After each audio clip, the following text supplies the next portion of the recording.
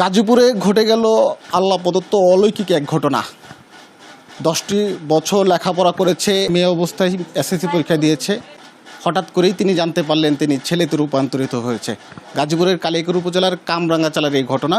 আমরা সেই যার সাথে এই ঘটনা ঘটেছে, রূপান্তরিত হয়েছে, তার সাথে কথা বলবো। আগে নাম ছিল কেয়া, বর্তমানে হয়েছে কাবির। আমরা একটু কথা বলতে চাই যে আপনি হঠাৎ করে যে পরিবর্তনটা হয়েছে, কবে নাগাদ আপনি জানতে পারলেন যে আপনার শারীরিক পরিবর্তন হয়েছে? 2025 সালের লাস্টের দিকে। কি ধরনের পরিবর্তন লক্ষ্য করেছেন?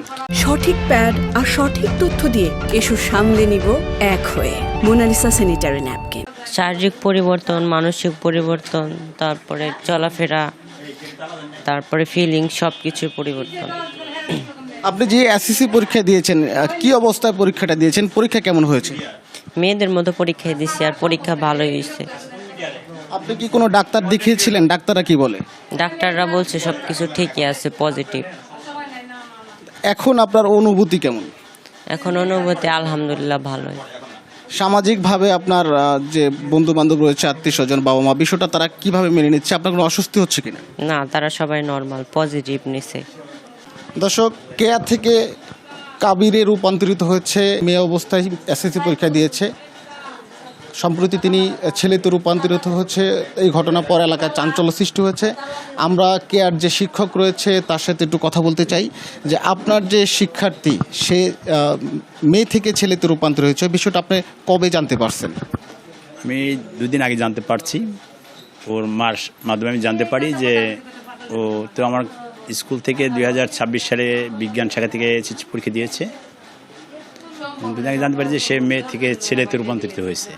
এটা আমার কাছে আল্লাহ পাকের এক অলৌকিক ক্ষমতা মনে হয়েছে। এক দ্বিতীয়ত, সবাই আপনারা দোয়া করবেন, আল্লাহ পাক যা করেছে ভালো করেছে এবং ওর আগামী ভবিষ্যৎ যেন উজ্জ্বল হয়, এবং সবাই ওর জন্য দোয়া করবেন। ও যেন একজন ভালো মানুষই আপনাদের মাঝে বেঁচে থাকতে পারে। তো সামনে আরও লেখাপড়া করতে চাচ্ছে, তো এখন কি ছেলে হয়ে করবে না মেয়ে হয়ে করবে? এখন যেহেতু মেয়ে থেকে ছেলে হয়েছে, আমাদের ছেলে হিসেবেই করবে, সে স্বাভাবিক।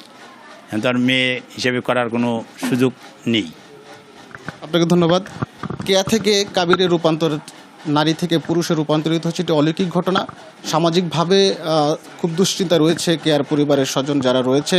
এলাকাবাসী ভিড় জমাচ্ছে, মানুষের উপচে পড়া ভিড়ের কারণে আরও বেশি অস্বস্তি বোধ করছে কেয়ার পরিবারের সদস্যরা। সবচেয়ে বেশি বিরক্ত বোধ করছে কন্টেন্ট ক্রিয়েটরদের উদ্যোক্তের কারণে। কেয়ার পরিবার এবং সমাজে যারা রয়েছে তাদের প্রত্যাশা কেয়াকে শান্তিতে এবং সুস্থভাবে বেঁচে থাকার অধিকারটুকু দেওয়া হোক।